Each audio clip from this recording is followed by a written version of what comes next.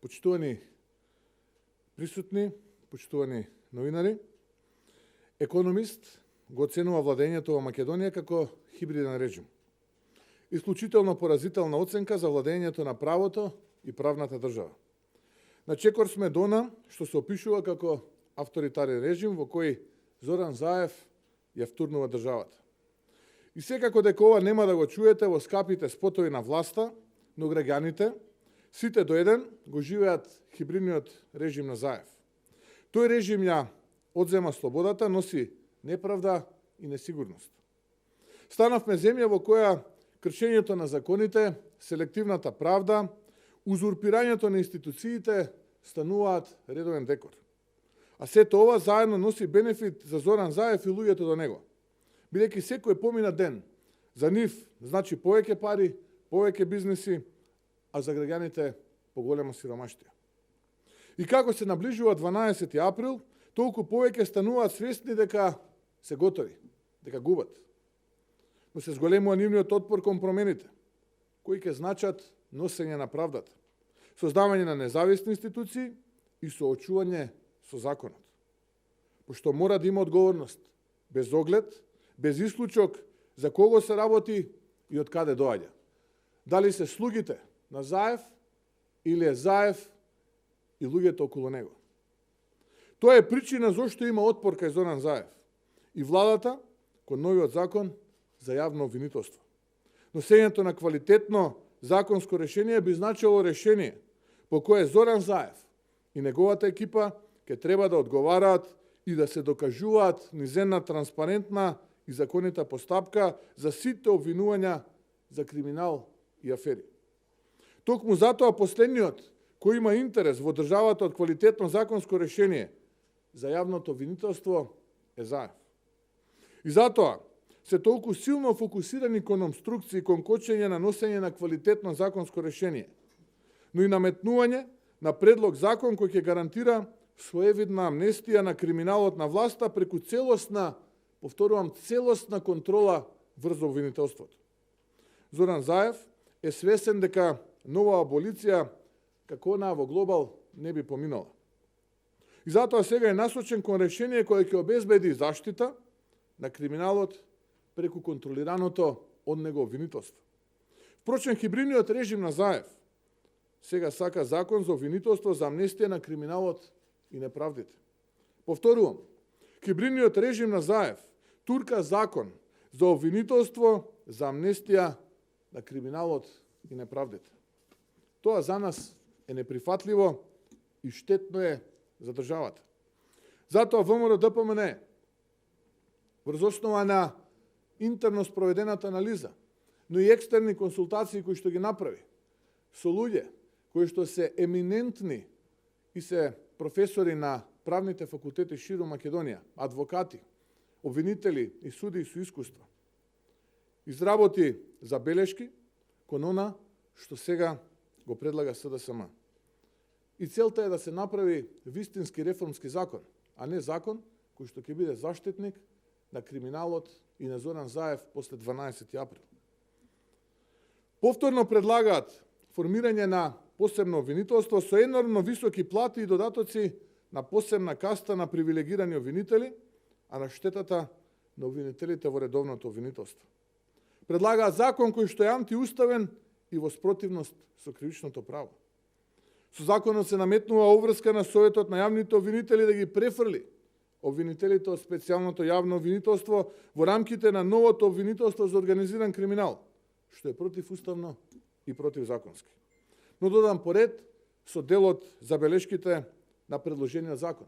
Се одлучивме на оваа јавна, транспарентна пресконференција затоа што не сакаме да има лажно брифирање од страна на СДСМ дека ВМРО-ДПМН кочело, дека ВМРО-ДПМН заштитувало ваков или таков криминал, имајќи предвид дека сите оние кои што на ваков или таков начин му слугуваат на Зоран Заев, нивните случаи почнуваат од почеток и се враќаат на почеток, или пак се наоѓаат некаде на дното на приоритетите кај обвинителите и судовите. Затоа сакавме вака јавно и транспарентно да направиме една анализа за тоа што го сработи ВМРО-ДПМН во консултација со натрепартиските потенцијали со кои што располага, но и екстерните консултации за кои што зборував. Како прво, начелото на единственост на јавното обвинителство, утврдено во Уставот, не дозволува основање и укинување на други паралелни обвинителства, како што предлага СДСМ. Од тука членот 24 за формирање на такви обвинителства е противуставен. Се сеќавате, оние истите кои што пред неколку недели има уста полна за противуставен предлог, сега доставуваат во неколку членови токму таков противуставен предлог. Членот 26 став 2 не води сметка за уставното начело на двостепеност во заштитата на правата на јавните обвинители. Под 3. Став 5 од членот 26 доведува до нееднаков третман на јавните обвинители. Не се јасни причините зошто јавниот обвинител на основното јавно обвинителство за гонење на организиран криминал и корупција и јавните обвинители во основното јавно обвинителство за гонење на организиран криминал и корупција не можат да бидат упатени во друго јавно обвинителство. Под 4. Ставот 2 го крши принципот на хиерархија кога вели дека јавното обвинителство без согласност на јавното обвинителство при основното јавно обвинителство за гонење на организиран криминал и корупција не може да превземе кривично гонење или вршење на одделни работи за кои е ненадлежно основното јавно обвинителство за гонење на организиран криминал и корупција или да овласти друго јавно обвинителство. Со овој став повторно се прави паралелизам во јавното обвинителство, слично на како што беше со специјалното јавно обвинителство. Односно, јавното обвинителство е главен и највисок орган во рамките на државното јавно обвинителство, само кога тоа ќе му дозволи јавното обвинителство при основното јавно обвинителство за организиран криминал и корупција. Изборот на јавен обвинител го врши собранието како политички орган по предлог на владата и по прибавено позитивно мислење на Советот на јавни обвинители. Според тоа изборот е политичка проценка и одлука на одредено мнозинство во собранието. Лицето кое би било предложено треба да е од поширока компетентна правна фела, а за таква треба да се вклучи научната и стручната универзитетска фела од редот на редовните професори по право кои се избрани на предмети од правосудната област. Тоа во текот на минатогодишната рунда на преговори, односно минатомесечните рунди на преговори веќе беше договорено, но повторно се враќаат на почетната позиција. Дали од немарност, невнимание или воопшто некој него ни погледнал овој предлог закон кој што го доставија. Под 6. Со решенијата на членовите 63 и 64 пренагласена е улогата на Советот на јавни обвинители во селекцијата на предложените кандидати преку така нареченото претходно позитивно мислење за одреден кандидат, за да истиот биде предложен од владата. Односно, тоа како би изгледало во пракса. Заев би нарачал, а Јовевски би испорачал. Терминот мислење нема правно обврзувачка сила. Од решенијата произлегува дека без претходно позитивно мислење, владата нема да може да предложи кандидат и огласите да се повторуваат до бесконечност, што представува правна замка од која нема да може да се избере нов републички обвинител од страна на новото обвинителство и би останал овој истиот кој што ќе има единствена задача да го штити Зоран Заев и сомнежите за сторен криминал на Зоран Заев и екипата околу него. Под 7. Со решението кое СДСМ го предлага доаѓа до неможност новата влада да предложи, а новото парламентарно мнозинство да го разреши републичкиот јавен обвинител, односно постојните политизирани и компрометирани решенија да бидат зацементирани и во иднина. За тоа зборував и во претходната точка. Под 8. Во поглед на платите, согласно член 102, јавниот обвинител од основното јавно обвинителство за гонење на организиран криминал и корупција е привилегиран, односно, неговата плата е за 5% помала од платата на државниот јавен обвинител, а платата на другите јавни обвинители е како на јавен обвинител на висшето јавно обвинителство. Дополнително, членот 103 остава простор за продолжување на лошата пракса, да се доделуваат додатоци, како на пример додаток за посебни услови за работа, додаток за висок ризик и додаток за доверливост.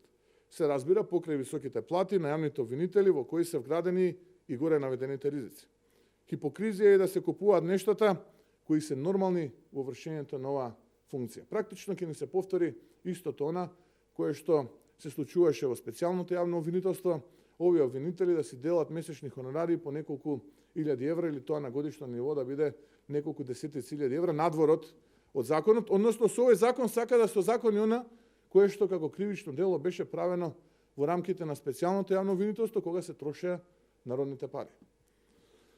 Членовите во преодните и завршни одредби се противуставни и се во директна колизија со законот за кривична постапка од причина што тој закон не го познава незаконското следење на комуникациите, а уште помалку така наречените кривични дела поврзани кои произлегуваат од содржината на незаконското следење на комуникациите. Потука, невозможно е обвинителството да ги интегрира тие дела во делокругот на својот прогон. Почитувани присутни, очигледен е оченичкиот потек на предлагачот да ги озакони незаконските постапки на актуелниот републички јавен обвинител кој незаконски, но фактички ги внесе овие постапки во делокругот на работа на јавното обвинителство. И со овој закон практично во тек на постапка се сака да се озакони она кое што незаконски беше направено, односно преносот на процесите од специјалното јавно обвинителство во редовното јавно обвинителство. Да бидеме најасно, јас со закон со кој ќе се амнестира криминал ниту преговарам, ниту пак прифаќам. Ова не е закон кој треба да донесе правда, туку закон со кој се сака да се заштити хибридниот режим на Заев. Со ваквиот антиевропски закон, со кој не се почитува ниту мислењата на релевантните меѓународни тела. Впрочем, Заев ја оддалечува земјата од европскиот пат. Ние тоа нема да го дозволиме и нема да наседнеме на ученичките обиди на власта во заминување да избегне одговорност. Ние нашите забелешки ќе ги доставиме. И доколку власта е вистински подготвена да се откаже од своевидна амнестија и посакува независно обвинителство, кое исто така нема да амнестира слуги на Заев, ќе ги доставиме и доколку на вистина тие имаат честна намера, подготвени сме да седнеме и да преговараме. И тоа веднаш кога тие ќе бидат подготвени да се откажат од оваа нивна цел. Македонија мора да оди напред и не сме да создава обвинителство кое ќе биде слуга на политичките интереси на Заев, туку да биде слуга на законите, уставот и правдината. Ви благодарам, доколку имате прашања, повелете. Со оглед на кажаново на пресконференцијата, ви имате забелешки на голем дел Ова е само дел. Да, дел од членовите на законот. Дали ова значи дека сте песимиста дека е можно да се постигне договор до 12 февруари? Ова значи дека имаме забелешки на предлогот кој што го доставија од предлагачот. Консултиравме голем број експерти, предпоставувам предлагачот не се ни сетил дека тие експерти постојат во државата за да ги консултира, но затоа сме ние тука, ги консултиравме, секој од нив поединечно достави голем број забелешки, кој што е подготвен нормално и да ги брани јавно и транспарентно, но во име на таа одбрана подготвени сме да седнеме со предлагачот и да преговараме, да видиме дали е подготвен да се откаже од нивните две цели, а тоа е заштита на основаното сомневање за сторен криминал на Заев, екипата околу него, но и оние кои што се слуги на Заев, чии што процеси се враќаат на почеток или пак се наоѓаат на дното од приоритетите во обвинителството и судовите, и како второ да обезбедиме она кое што за нас е важно, а тоа е да има вистинско владење на правото, да биде законот во согласно со европскиот дух, реформскиот дух и да биде во согласно со уставот. Ако ме прашувате дали сум подготвен да правам компромис, не сум подготвен за овој предлог, нити јас, ниту пак било кој од тимот кој што преговара со предлагачот. Уште едно прашање, само дополнително, ако може, што предлагате вие, каков да биде начинот на избор на јавен обвинител и во преодните и завршните одредби за судбината на Сигурно не вака како што е овдека, а начинот на кој што ние ќе го предложиме, јавен е на јавноста и тој беше во неколку пати јавно соопштен. Господин Мицковски, бидејќи законот за јавно обвинителство веќе подолг период се носи, кој е вашето мислење? Зошто власта досега не смогна сили, значи да остави на експертите да го сработат законското решение. И дали сега работата е ставена пред свршен чин да се донесе и уште еден закон во 5 до 12, бидејќи знаеме судбината на таквите закони како формирањето на Агенцијата за национална безбедност или ОТА како функционираат. Знаеме зошто се брза, бидејќи нели и Европската унија не притиска. И уште едно дополнително прашање, дали мислите дека Заев ќе успее да собере двотретинско мнозинство за без најголемата опозицијска партија да го донесат законот за јавно обвинителство? Видите, не може притисок кој што да постои, кој што не можам да го издржам кога станува збор за правото, правдината, заштита на уставот и заштита на законите. Не постои притисок кој што ќе ме натера на противуставен, нереформски и неевропски закон да поддржам ниту како човек, ниту пак како лидер на опозиција. А ова не ми ни паѓа на памет. Компилација од желби на Зоран Заев искомбинирано со неколкумина кои што имаат интерес од вакво носење на вакво законско решение. Ние во минатото во многу пати кажувавме и апелиравме, луѓе, немојте ова да го правите, тоа беше нивна црвена линија. Се сеќавате кога сакаа да ја промовираат Катица Јанева за државен јавен обвинител, односно заменик на Јовевски, ние велевме немојте, жената е во дугуша заглавена во сомнежи за криминал. Не, тоа беше нивната црвена линија. Кај потсетам на тие преговори во април месец, потоа се сеќавате и на онаа слика со качулката на глава и со лисиците на раце како заврши.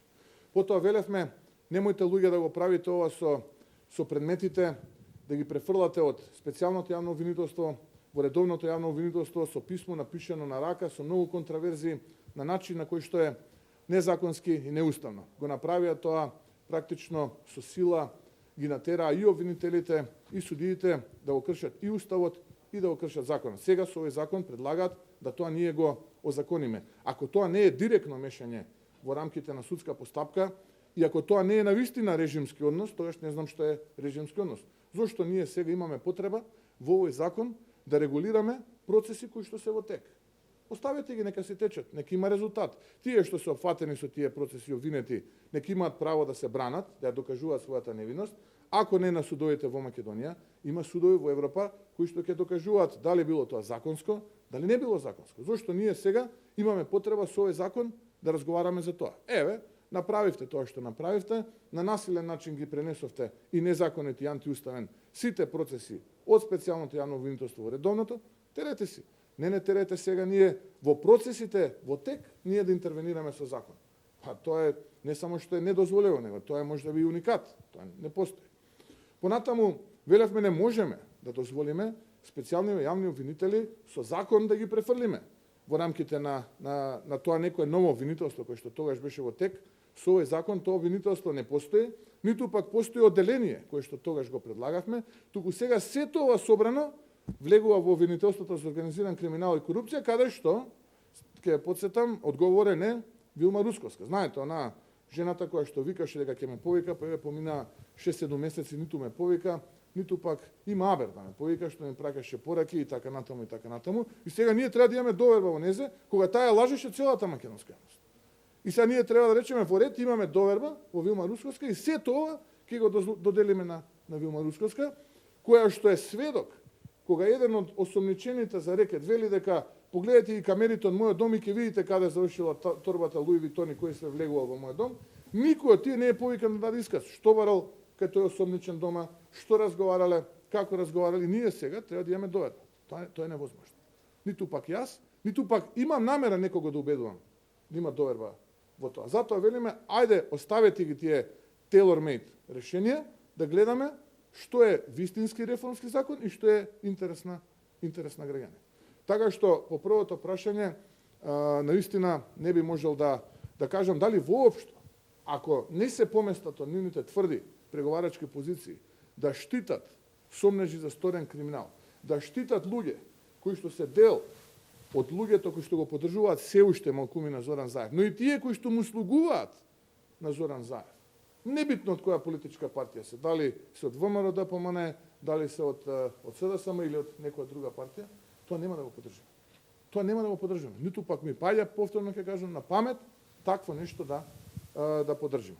И конечно на крај, дали ќе собере 80 пратеника, тоа е демократско право на секој политичар да се обиде да разговара со пратениците во рамките на парламентот, да ги убедува доколку цени дека убедителната моќ има капацитет да собере, нека се соберат, нека се тераат и тоа е тоа. Ние не можеме ваков предлог каков што е да го поддржиме. Имаме сет на забелешки, имаме предлози, подготвени сме да разговараме, да преговараме, кога ќе имаат од спротивниот табор, односно од би рекол предлагачот, луѓе кои што се подготвени да преговараат, стоиме на располагање и тука сме да преговараме. Господине Мицкоски, како би ја коментирале одлуката на владата за назначувањето на Ренета Десковска за член на Венецијанската комисија со оглед на тоа што тоа се случува на 3 до 4 месеци пред изборите? Видете, тоа е скандалозно само по себе, ние тогаш го коментиравме. Тоа уште повеќе што не отстапи од министерската позиција. И еве, користам оваа прилика и друга анализа да кажам, бидејќи тоа сме го зборували во рамките на партијата, но и во разговори со моите стратешки соработници, со правната комисија. Ако го погледате Законот за антикорупција, членот 44 став 2, ќе видите дека тоа недозволено има сериозен конфликт помеѓу лице кое што е веќе избрано од страна на владата или собранието да биде повторно од истата таа влада предложено за друга функција.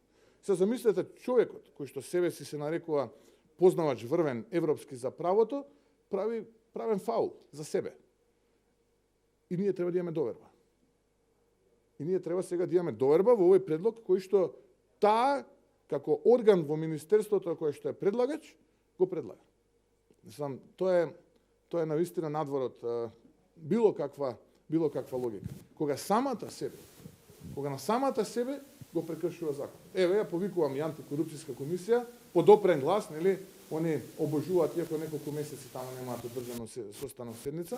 Предпоставам сега ќе се интензивираат околу изборите и најнаш ќе има наплив на седници во антикорупцијска, но на една од тие седници, еве, и тоа најчесто ќе бидат случаи против мене или против ВМРО, ДПМН и така, еве ги охрабрувам по овој допрен глас да одржат седница и да го истражат дали е во конфликт со законот за антикорупција, односно спречување на корупција се извинувам, себе номинирањето на избран функционер повторно од истата таа влада за представник во Венецијанската комисија. Еве, нека го истражат тоа и нека излезат. Ако сум јас во грешка, ако сме ние во грешка, тогаш подготвени сме да признаеме. Но ако не сме во грешка, тогаш да видиме конечно некаква одговорност. Еве, сега сум убеден дека ќе ги засилат состаноците, иако неколку месеци немаше никаква активност од истата таа антикорупцијска комисија.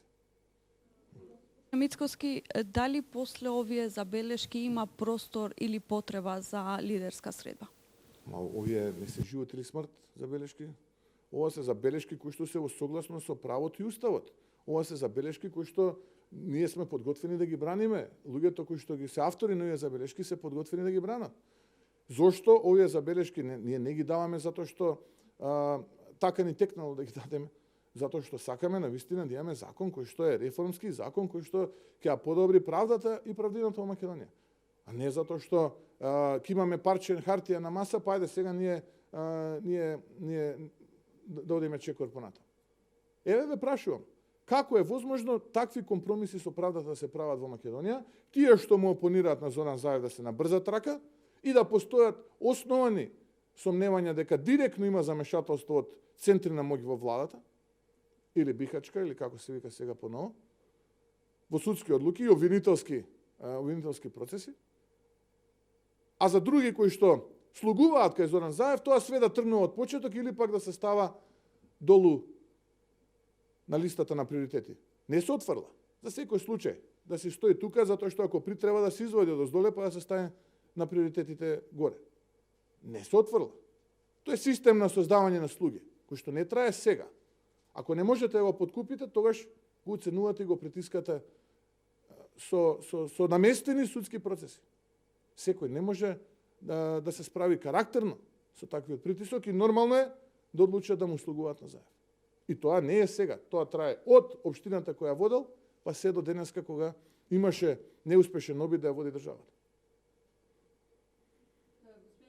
Дали овие забелешки што сега ги изнесовте, веќе ги оставивте до СДСМ и до Министерството Не, за правда? сакавме прво јавно и транспарентно пред вас да ги покажем дел од забелешките, да ги покажеме во јавност.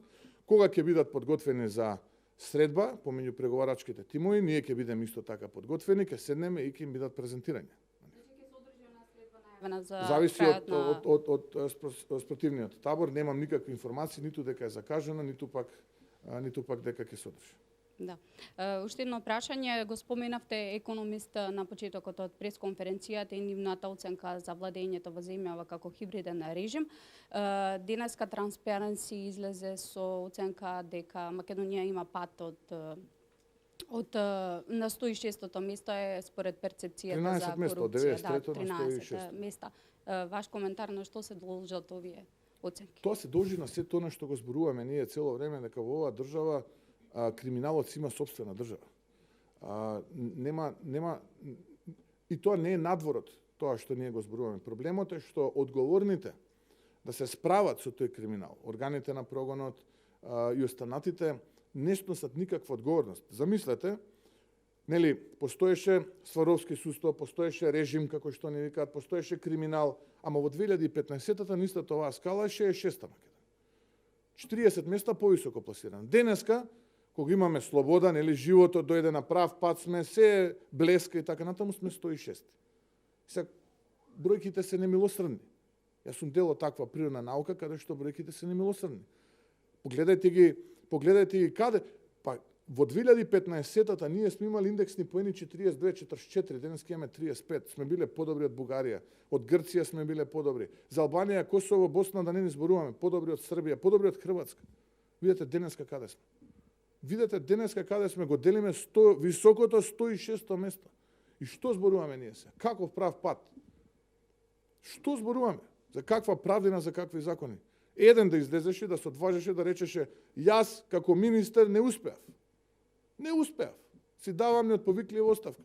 Каде е тој систем на одговорност? Пуште дрски, излегуваат и безобразно го гледаат во очи народот и го лажат. Каков прав пат, какви бакрачи? Одиме директно во провалија. Директно.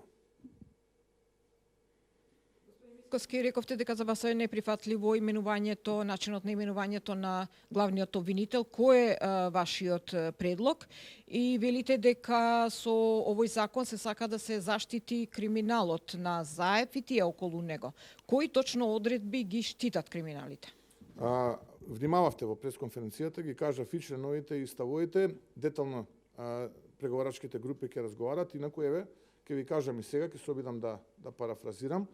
Имаме одредби во законот и членови кои што дефинираат начин на избор и начин на разрешување на државен јавен обвинител и обвинител кој што ќе го води обвинителството за организиран криминал и корупција. И тој може да се промени, има таму одредено, само ако сака. Не може никој да го промени. Не може ниту една влада да го промени, ниту собрание, само ако сака или не дај Боже, ако настане некаква немил настан. Предпоставам, знаете на што мислам. Не постои друг начин. И тоа да се случи, потребно е 2/3 од членовите на Советот за обвинители да се согласат. 2/3. Кој што сега е директно оформен од кадри, да не кажам кој што се уште по Facebook профилите имаат слики со партиски обележја. И сега, тие луѓе истите, значи првиот филтер, ако еве и се сложиме, вториот филтер, тука се тие, кога ќе му потреба на Зоран Заев, да се дигнат два прсти да речат ние сме против. Каде е заложбата опозицијата да именува јавен обвинител? Ја заборавивме? Ние не сме заборавиле. Ке ја потсетуваме секогаш. Каде е заложбата опозицијата да именува предлог за јавен обвинител? Нели после 2 години? Еве, прво требаше веднаш, па потоа на пресконференција рекоа после 2 години. Третата изменува. Еве, со сиот ризик, утре тие ќе бидат опозиција. Ние сме подготвени да ја прифатиме. Еве, они нека го предложат. Еве, од 12 април, најверојатно, они ќе бидат опозиција. Нека го предложат, они зашто не ја прифатат таа забелешка. Еве, јавно ги прашувам. Ние сме подготвени како една влада да работиме со државен јавен обвинител кој што ќе е на предлог на опозицијата. Од онма. Да нема дилема. Ама стравот е голем. Стравот е голем. Затоа што знаете зашто се плаши човек што е чесен, честит, кој што знае дека нема позади себе концесија, нема што да се плаши. Свесни се за неправдите и криминалот што го направи, затоа се плашат. И знаат дека следи одговорност. А сите оние кои што им слугуваат, ќе ги потсетам еве од оваа пресконференција, секогаш пред очи да ја имаат сликата Катица Јанева со качулката и лисиците на раце. Подготвен е Зоран Заев од секого да се откаже, само за да се спаси. Секој кој што му слугува денеска. И оние што прават обструкции во Министерството за внатрешни. И оние што прават обструкции во Министерството за труд и социјала. И оние што прават обструкции во земјоделие. Треба да се свесни. Во финанси, во администрација и информатичка технологија. Да се свесни и нека имаат сликата за Катица Јанева со качулката на глава и лисиците на раце. Од сите нив ќе се откаже. Деспотот само за да си ја спаси својата кожа. Имајте го тоа на ум.